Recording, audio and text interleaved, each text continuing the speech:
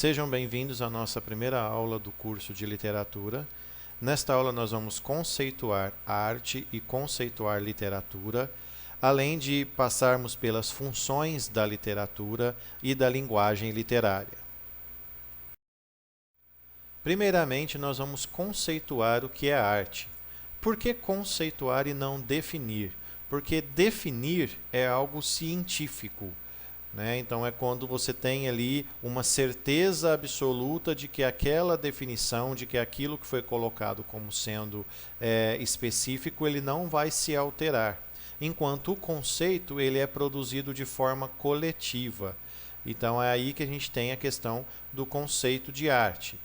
O George Colley, no livro O que é Arte, ele nos diz que para decidir o que é ou não arte, nossa sociedade possui alguns instrumentos específicos, em que um deles é o discurso sobre o objeto artístico, enquanto o outro é o local que garante o estatuto de arte ao objeto. O que quer dizer essa questão de discurso? É o que a sociedade vai considerar como sendo arte, tá? E o segundo, a questão do local, é onde vai estar exposto. Então, se você vê, por exemplo, um quadro na casa de uma pessoa e você não conhece quem pintou aquele quadro, às vezes pode ter sido até a própria pessoa, dona da casa, você não vai reconhecer aquele quadro como sendo arte que merece ser valorizado e tudo mais. No entanto, se você ver aquele mesmo quadro que aquela pessoa pintou dentro de um museu ou dentro de em uma exposição que seja, dentro de uma pinacoteca, coisas do tipo, aí você vai entender que aquela pessoa ela é uma artista de renome e que aquela pintura que ela fez é um quadro valiosíssimo e é uma arte valiosa. Então é onde que está, dependendo do discurso, daquilo que a sociedade reconhece como sendo arte e daquilo do local onde esse objeto ou essa produção artística vai estar exposta, é o que nós vamos conceituar como sendo arte.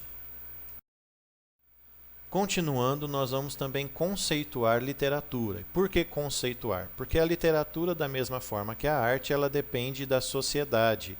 Então, a sociedade, a partir do momento em que se coloca escrita, dentro ali de cartas ou qualquer outro tipo de documento, o que representa os valores morais, os valores éticos da sociedade transcritos ali, é aí que a gente vai ter então a literatura aparecendo, a literatura surgindo. E ela também é totalmente maleável, ela varia de acordo com as mudanças que a sociedade sofre em relação aos seus modos de agir, em relação aos seus costumes e tudo mais. Então, para iniciarmos aí, a literatura ela tem que ser o quê? Mimética. A literatura é uma mímese ou mimese.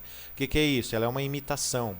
Ela imita a realidade ao qual ela pertence. Só que não é uma imitação direta, uma imitação real. Ela é uma imitação que passa pela análise crítica do observador e essa crítica é quem vai ser colocada no papel ali para descrever essa realidade social.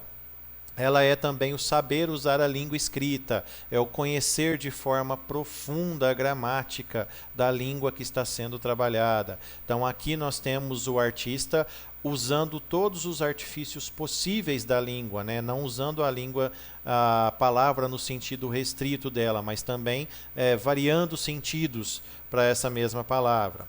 E é a representação em cada tempo da sociedade e dos seus costumes e gostos com a máxima verossimilhança.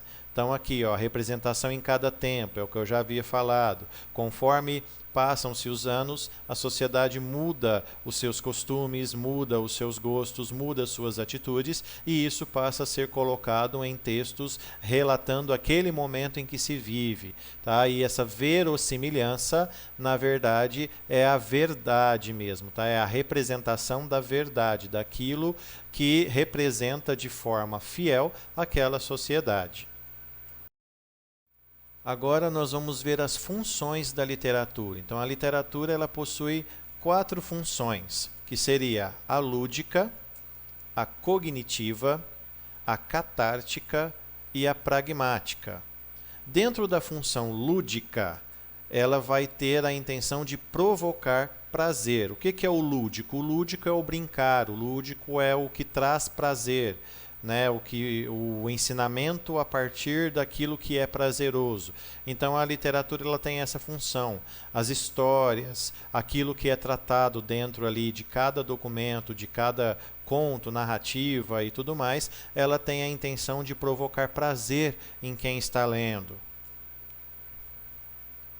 A função cognitiva, ela tem a intenção de produzir o conhecimento.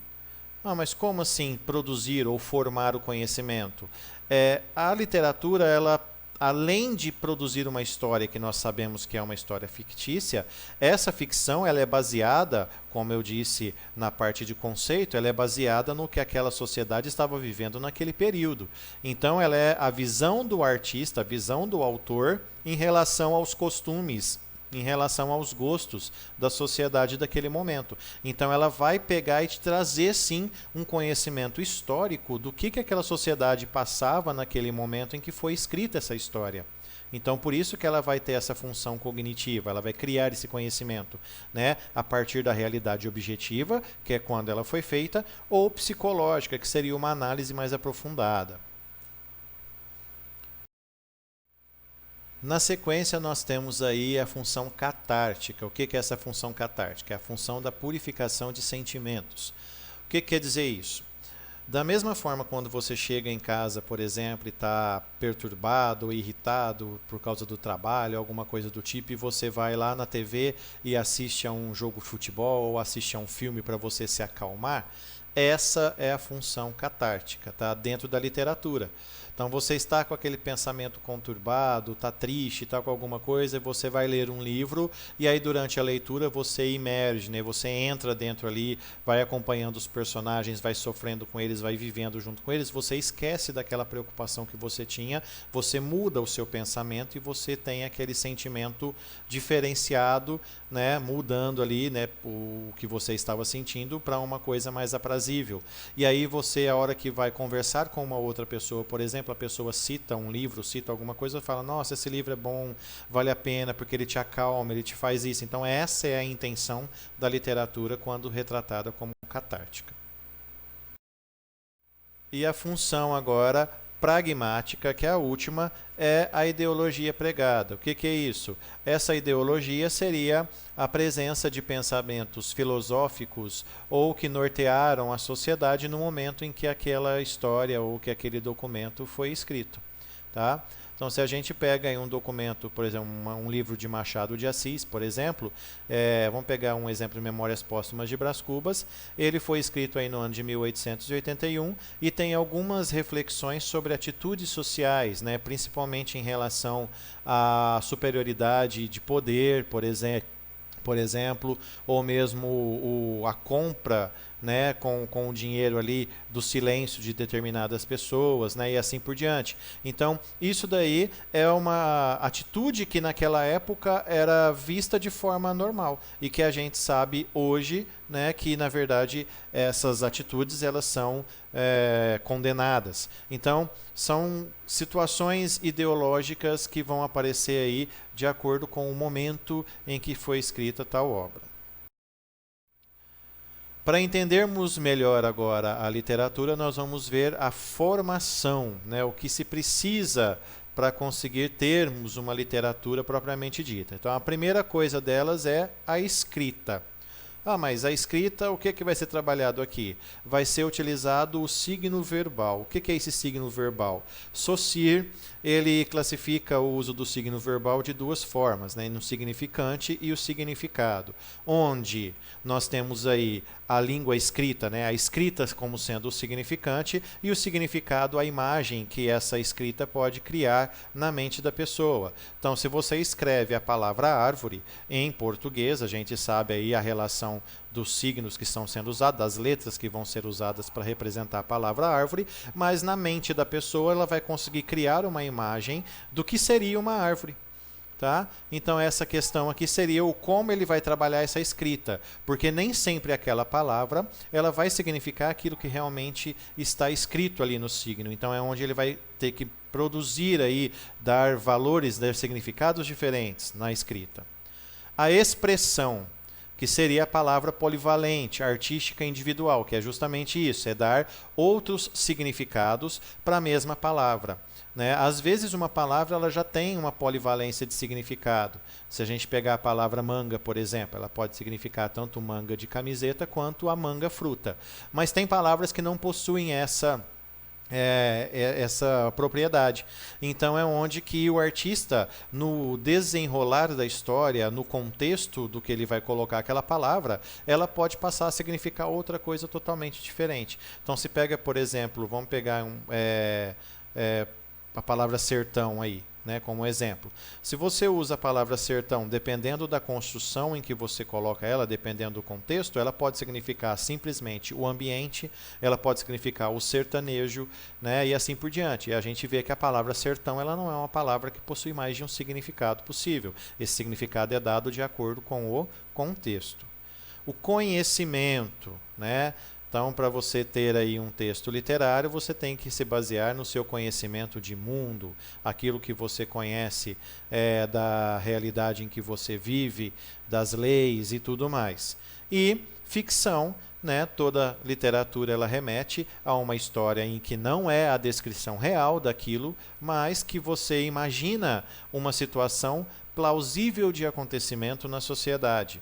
Né? Como exemplo, a gente pode pegar as telenovelas, onde sempre mostra uma situação ali que você fala, nossa, mas como a pessoa pode agir daquela forma? Sim, tem pessoas que agem. Aquilo ali é baseado em situações que podem acontecer numa realidade plausível. A mesma coisa são os livros da literatura. Tá? Então aqui a gente tem a ideia que habita a mente do escritor e passa a figurar no texto. E essa ficção, ela pode ser, ela é baseada, óbvio, na nossa realidade, mas ela também pode representar uma realidade futura. Bom, agora nós vamos falar sobre a linguagem literária, né? Como é utilizada essa linguagem. O que seria isso? A língua literária ela é predominantemente polivalente. Ela possui vários sentidos, visto que é de natureza subjetiva. Por conseguinte, também é constituída de liberdade de criação e do emprego recorrente da conotação. Então, primeira coisa, polivalente, ela possui vários sentidos, a língua literária. De natureza subjetiva, o que é isso? Quer dizer que ela vai possuir esses sentidos de acordo com o que o autor está querendo transmitir. Então é subjetivo, é pessoal. Ela vai ter aí a liberdade de criação. Então quer dizer, cada um vai ter a liberdade de manusear a língua conforme ele pretende trazer aí, né, a informação que ele queira trazer. E conotativa. Essa questão é que a gente vai ver agora na sequência. O que seria uma linguagem conotativa e uma linguagem denotativa? No caso da conotação, seria uma linguagem com viés metafórico. Aqui nós vamos agora diferenciar a linguagem denotativa da linguagem conotativa. Então, nós temos aqui, o que é a denotação? Vamos gravar só esse comecinho aqui da palavra, ó, esse D que está aqui. A gente já vai relacionar ele com D de dicionário, tá? Esse Dzinho aqui. Então, a gente vai ter o quê? O significação restrita. O que é essa significação restrita? A palavra ela vai ter o significado real dela, sem possibilidade de você criar um significado diferente. Você vai usar ela com o significado concreto dela, o significado real. Sentido de dicionário, né? Tá aqui. O uso de modo automatizado. O que é esse uso de modo automatizado? Você vai usar aquela palavra porque você sabe o significado dela. Se você não conhecesse o significado, você não iria utilizá-la. Tá? Então, é da mesma forma que você usar aí a palavra... vamos pegar aí uma aí. Vou dar o exemplo da palavra sertão de novo. Você vai usar a palavra sertão quando você for relacionar o clima, o local. Tá? Você nunca vai pensar em usar essa mesma palavra dando um significado diferente, porque você aprendeu que sertão é aquele ambiente ali árido, né, ou semiárido ali que existe. Então você vai usar ela somente dessa forma. E linguagem comum seria a linguagem nossa do dia a dia, mas que dentro de um contexto ali que a gente não pretende trazer uma metáfora, não pretende fazer uma diferenciação ali no que vai ser dito. E conotativo a gente pode entender como sendo linguagem metafórica, né, uma linguagem totalmente com sentido figurado, que seria a significação ampla. Você não vai ficar restrito ao significado do dicionário da palavra, você vai ampliar esse significado dela, né? Os sentidos extrapolam o senso comum, né? Então ele não vai ficar fixo ali, então você vai usar aquela palavra querendo dizer outra totalmente diferente. O uso de modo criativo, né, e não do modo automatizado. Aqui você vai usar a palavra sabendo trabalhar o significado dela. E a linguagem criativa e rica e não uma linguagem comum, apenas ali como sendo usado de dicionário, e sim uma linguagem pensando num significado a ser construído de acordo com a interpretação. Nós vamos ver um exemplo disso aqui mais à frente. Aqui eu vou mostrar para vocês agora a diferença entre textos que apresentam linguagem denotativa e textos que apresentam linguagem conotativa. Então, nesse momento aqui, nós temos um artigo, né, que está ali, o avanço dos meios digitais e a produção de informação. Então, nesse tipo de texto, por exemplo, é um texto de divulgação científica, ou um texto acadêmico, nesse caso aqui é um texto acadêmico, tá? Ele tem a função o quê? De fazer uma pesquisa sobre um determinado assunto e apresentar os resultados dessa pesquisa. Você não vai colocar um texto de apresentação de resultados e nesse texto você vai colocar aí uma linguagem toda trabalhada como se fosse uma história a ser lida, né? Uma narrativa. Então, isso é uma linguagem denotativa, você vai usar a linguagem real. Você não vai querer que a pessoa interprete de uma outra forma aquilo que você quer dizer. Não, você quer dizer realmente os seus resultados da pesquisa. Aqui nós temos um exemplo de um texto argumentativo, é a mesma coisa, tá? Você vai apresentar aí os seus argumentos a favor ou contra determinada temática que está sendo trabalhada, nesse caso seria a mobilidade urbana, e você vai apresentar os seus argumentos de acordo com o que seria real, né? Com o sentido denotativo, sentido real.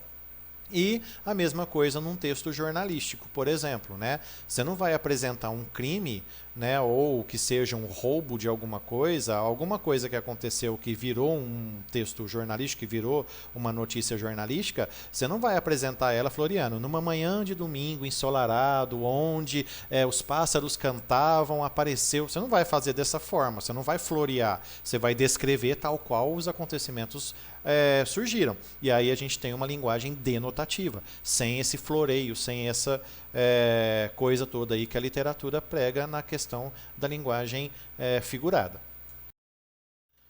Aqui nós vamos ter os exemplos da linguagem figurada, da linguagem conotativa. Então, por exemplo, uma poesia. Onde que a gente vai ter aí o uso da linguagem, por exemplo, dentro dessa poesia mesmo, que o uso da linguagem com sentido totalmente fora da expressão dela, com um sentido polivalente. Vamos pegar o final da primeira estrofe aqui, não uso o coração. Tá? Você fala, mas o que quer dizer isso? Vamos ler o comecinho. Dizem que eu finjo ou minto tudo que escrevo. Não, eu simplesmente sinto com a imaginação. Não uso o coração. Então quer dizer que ele está falando que ele não usa o coração, que ele pega o coração dele, que ele não vai usar o coração ali? Não, a palavra coração aqui ela não tem significado de órgão, ela está com significado de sentimento. Então aqui ele já extrapolou o significado real da palavra. Tá? Por isso, usar a linguagem criativa, extrapolar o sentido real, porque coração é um órgão do corpo. Ele não está usando esse sentido, ele está usando um sentido de representar um sentimento de amor, um sentimento de ódio, ou alguma coisa do tipo. Então extrapolou esse sentimento, extrapolou esse significado real, passou para um significado figurado da palavra, por isso conotativo. E aqui nós temos um trecho aí, né, de um texto narrativo.